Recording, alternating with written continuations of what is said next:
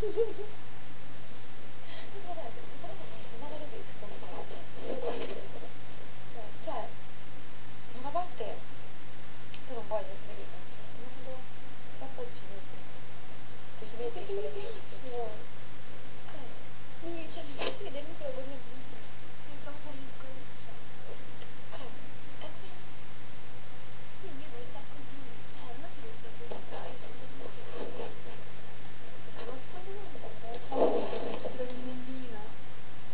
no, non è la gonnellina. Non è il problema della gonnellina, un'altra cosa. È sempre quello, Irene. Sì, capito? Perché se tu l'avessi avuto più piccolo, una terza, tipo come me, saresti sempre stata bella. Questo non ci piove. Però magari l'effetto che